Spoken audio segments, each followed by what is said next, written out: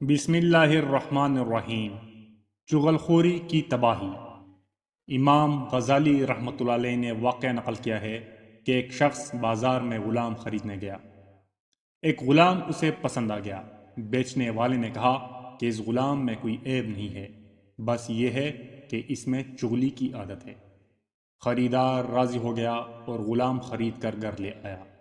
ابھی کچھ ہی دن ہوئے تھے کہ غلام کی چغل خوری کی عادت نے یہ گل کھلایا کہ اس نے اس شخص کی بیوی سے تنہائی میں جا کر کہا کہ تمہارا شوہر تمہیں پسند نہیں کرتا اور اب اس کا ارادہ باندھی رکھنے کا ہے، لہٰذا رات کو جب وہ سونے آئے تو استرے سے اس کے کچھ بال کاٹ کر مجھے دے دو تاکہ میں اس پر عمل سحر کرا کر تم دونوں میں دوبارہ محبت کا انتظام کر سکوں۔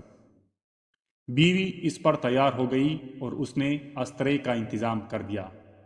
ادھر غلام نے اپنے آقا سے جا کر یوں بات بنائی کہ تمہاری بیوی نے کسی غیر مرد سے تعلقات قائم کر لیے ہیں اور اب وہ تمہیں راستے سے ہٹا دینا چاہتی ہے، اس لیے ہوشیار رہنا۔ رات کو جب وہ بیوی کے پاس گیا تو دیکھا کہ بیوی استرا لا رہی ہے۔ وہ سمجھ گیا کہ غلام نے جو خبر دی تھی وہ سچی تھی۔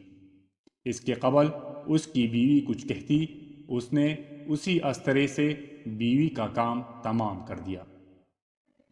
جب بیوی کے گھر والوں کو اس واقعے کا علم ہوا تو انہوں نے آ کر شوہر کو قتل کر دیا۔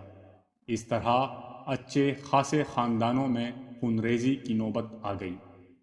الغرض چغلی ایسی بیماری ہے جس سے معاشرہ فساد کی عام جگہ بن جاتا ہے۔